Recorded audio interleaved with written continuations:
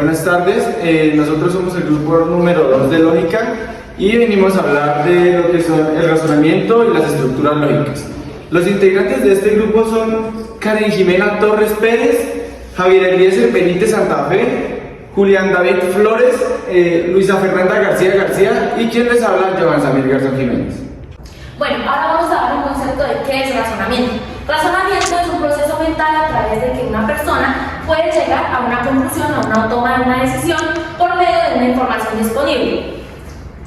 El origen de razonamiento. Razonamiento viene del latín ratio, que significa junto, con el sufijo lento que indica el resultado de algo, y en filosofía el razonamiento está muy ligado a la lógica. Las características del razonamiento. Tenemos 3 características del razonamiento. La primera es la información disponible. Esta es la información que tenemos que obtener para poder llegar a un razonamiento.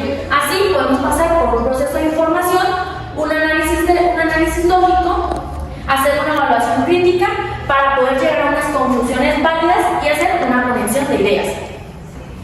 Tenemos importancias en el razonamiento. La primera es que es muy fundamental para la toma de una decisión en cualquiera de sus ámbitos. La segunda es que se puede elegir entre varias opciones, valorar los pros, los contras, analizar sus consecuencias y sus probabilidades para llegar a esta. La siguiente es la capacidad de detectar los errores, de identificar las falacias o de argumentar de una forma efectiva. Hay el aprendizaje y la adquisición del conocimiento y como último tenemos que se pueden hacer las conexiones entre diferentes conceptos. Podemos identificar los patrones, detectar las regularidades e inferir una hipótesis.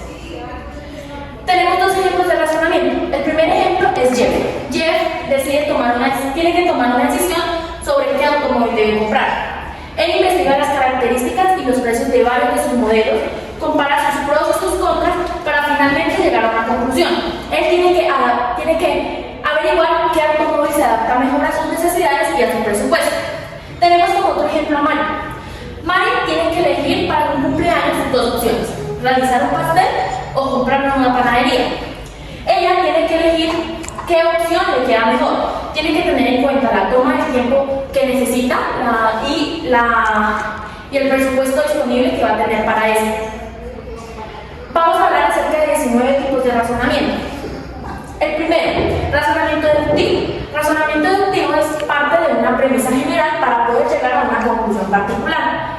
Parte de una idea general y atraviesa un proceso lógico para llegar a una conclusión específica. Tenemos como primer ejemplo: todos los seres humanos son mortales. Por ende, Juan es un ser humano, por lo tanto es mortal. Tenemos el segundo, razonamiento inductivo. Razonamiento inductivo es aquel que parte de la observación de los hechos particulares para llegar a una conclusión general. Se parte de una serie de casos específicos para poder inferir una regla o un principio general. Tenemos como ejemplo las gallinas. Estamos en un corral y observamos que todas las gallinas vistas son blancas, podemos inferir que todas las gallinas del corral van a ser blancas. El razonamiento analógico. Razonamiento analógico es aquel que utiliza una semejanza de 2 situaciones, una que pasó y la que está pasando, para poder entender mejor la que está pasando. Tenemos como ejemplo: si un médico encuentra una enfermedad que se presenta con los mismos síntomas que otra conocida, puede realizar un diagnóstico analógico. Encontramos el razonamiento matemático, el cual se utiliza en las ciencias exactas. Este se utiliza para encontrar respuestas a problemas. Como ejemplo tenemos que si se requiere calcular el área de un rectángulo, se utiliza el razonamiento matemático para multiplicar la base por la altura y así obtener un resultado. En cuanto al razonamiento científico, encontramos que se hace la observación, la recopilación de datos y la formulación de una hipótesis para llegar a una conclusión. En el ejemplo encontramos que si un científico quiere probar si un medicamento es efectivo, puede hacer una serie de experimentos para recopilar datos y llegar a una conclusión. El razonamiento abductivo es aquel que utiliza una hipótesis para explicar un fenómeno desconocido. Un ejemplo de ello puede ser que si escuchas un ruido extraño en tu casa y deduces que es un problema de electricidad, estás utilizando el razonamiento abductivo para llegar a una solución. Ahora encontramos el razonamiento condicional. Este trata 2 proposiciones que si la una es cierta, la otra también. Es por esto que se parte de una condición para llegar a otra dando uso de operadores lógicos. Un ejemplo de ello puede ser que si una ley es aprobada, entonces entra en vigor. El razonamiento emocional se basa en los sentimientos y emociones. Se utiliza en situaciones personales y subjetivas. Un ejemplo de ello puede ser que si alguien decide no salir de la casa durante una noche de tormenta porque le da miedo conducir con más tiempo, utiliza el razonamiento emocional. Bueno, en cuanto al razonamiento intuitivo, encontramos que este no se basa ni en la lógica ni en la razón, sino más bien en sensaciones, para llegar a una determinada conclusión. Ejemplo de esto es que si una persona siente que algo no está bien en una situación sin poder explicar el porqué, está utilizando razonamiento intuitivo para percibir esta sensación. En el razonamiento moral encontramos que se refiere al proceso de deliberación y toma de decisiones en situaciones morales. Considera que es justo e injusto o correcto e incorrecto. Un ejemplo de esto es que si estamos en un parcial de la universidad y nos damos cuenta que un compañero hace fraude, debemos tomar una decisión sobre cómo abordar esta situación. Bueno, en cuanto al razonamiento analítico, encontramos que este se basa en un problema que se divide en diferentes partes para comprender las relaciones y llegar a conclusiones basadas en análisis lógico y detallado. Un ejemplo de esto es que supongamos que tenemos un emprendimiento en una ciudad, pero revisando los gastos hemos notado un significativo aumento en los últimos meses.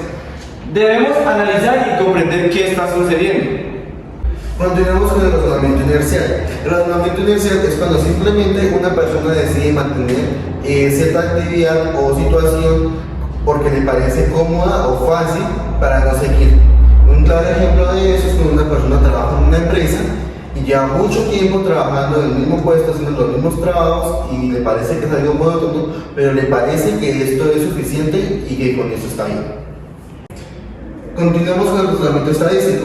El razonamiento estadístico es la capacidad que se tiene de analizar, interpretar o tomar decisiones a partir de nuestras estadísticas. Es decir, por ejemplo, cuando un estudiante desea evaluar, digamos, el tiempo o los periodos académicos o de trabajo que toma y lo compara con sus resultados en exámenes o cosas así. Ahora tenemos el razonamiento lingüístico.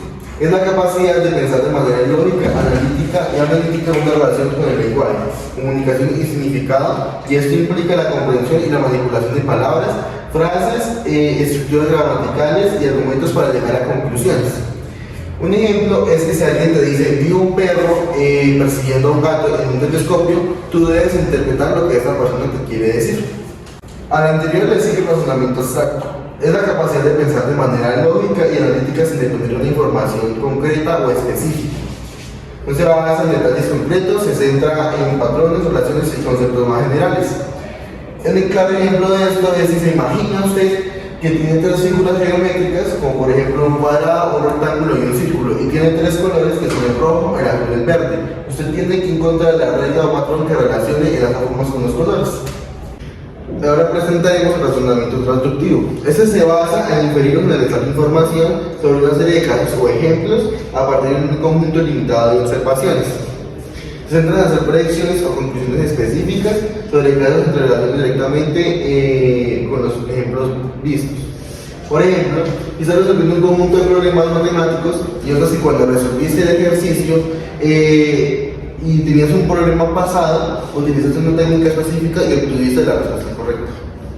Ahora sigue el razonamiento lógico. El razonamiento lógico se basa en la aplicación de principios y reglas lógicas para llegar a conclusiones y validar. A continuación presentaré el razonamiento lógico. El razonamiento lógico se basa en la aplicación de principios y reglas lógicas para llegar a conclusiones válidas y coherentes.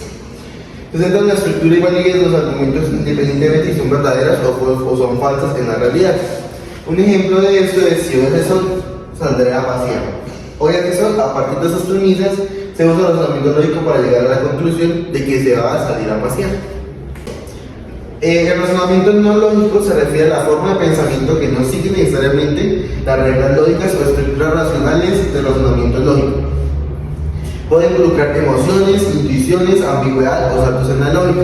Un ejemplo de este es cuando, por ejemplo, se dice que la mujer está en su periodo de menstruación y que no hace a un niño porque el niño se puede enfermar. El razonamiento especializado a un ámbito es cuando se da la aplicación de un pensamiento lógico y un razonamiento crítico a un campo específico, ya sea por ejemplo la medicina, la física, las ingenierías y demás. Este campo tiene sus propias reglas, principios y enfoques lógicos que son esenciales para resolver problemas y tomar decisiones en cualquiera de estos ámbitos. Un ejemplo de esto es cuando un físico enfrenta un problema, digamos, en el campo de la termodinámica, específicamente con la expansión de un gas. El físico aplicará su razonamiento especializado para resolver este problema. Estructuras lógicas son patrones u organizaciones de información que se utilizan para representar y procesar datos de manera coherente. Estas estructuras incluyen cosas como condicionales, como if en programación, bucles como for o while. Estas permiten a los programadores manipular datos de manera efectiva. Origen de estructuras lógicas. Tienen sus raíces en la lógica matemática y en la teoría de la computación y se han desarrollado a lo largo del tiempo a medida que la información y la programación evolucionaron. Contribuyentes. John von Neumann, década de 1940, contribuyó la organización básica de las computadoras modernas, control de flujo, introducción, condicionales y bucles. Jorge Boole, siglo XIX, contribuyó bases de la lógica simbólica. Alan Turing, década de 1930, contribuyó el modelo teórico de las computadoras y máquinas de Turing. Características de la estructura lógica. Condicionales. Son una parte esencial de la programación y la lógica. Se utilizan para tomar decisiones en un programa si se cumplen o no con la condición particular. Bucles se utilizan para repetir un conjunto de instrucciones mientras se cumple una condición específica. Secuencialidad. Ejemplo, un programa primero se puede pedir la entrada de un usuario, luego realizar cálculos con esos datos y finalmente mostrar el resultado. Es una parte fundamental de la programación y la lógica de la computación, ya que permite realizar tareas en un orden predefinido. Modularidad. Los ejemplos más comunes incluyen la creación para realizar tareas específicas, la implementación de clases y objetos. Esto se diseña de manera que sean independientes y reutilizables, lo cual facilita el mantenimiento del código y su complexión. Control de flujo. Se refiere a cómo se gestionan las instrucciones y decisiones en un programa. Primero, secuencial. Las instrucciones se adjuntan en orden lineal, una tras otra, sin ramificaciones. 2. Selección. Permite tomar decisiones en una función de condiciones. Reutilización de código. Es el principio que implica aprovechar el código existente en lugar de escribirlo desde cero. Este se logra mediante la creación de módulos, funciones, clases o bibliotecas reutilizables que pueden ser utilizados en múltiples partes de un programa. Estructuras de datos. Son formas de organizar y almacenar datos en la memoria de una computadora. Son ejemplos comunes de estructuras de datos que incluyen arreglos, listas, pilas, clases, árboles, grafos, etc. Cada estructura de datos tiene sus ventajas y sus desventajas según el tipo de datos que almacenen y las operaciones que realicen de entre ellos. La elección de una estructura de datos adecuada es esencial para la eficiencia y rendimiento de un programa. Abstracción. Se relaciona con la simplificación y la representación de sistemas complejos o datos de una manera más comprensible y manejable. Proposiciones. Las proposiciones son afirmaciones o declaraciones que pueden ser verdaderas o falsas, pero no ambas a la vez. Las proposiciones se utilizan para construir argumentos lógicos y razonar sobre las situaciones y problemas. Origen de las proposiciones. Las proposiciones tienen su origen en la antigua Grecia, donde Euclides fue quien escribió Elementos. Este presentó una teoría matemática de las proposiciones y estableció una definición que sirvió como base para el estudio del tema. Proposiciones simples. Son afirmaciones que son consideradas indivisibles en la lógica y la matemática. Estas no se pueden dividir en afirmaciones más pequeñas. Proposiciones compuestas. Son afirmaciones que crean una o más proposiciones simples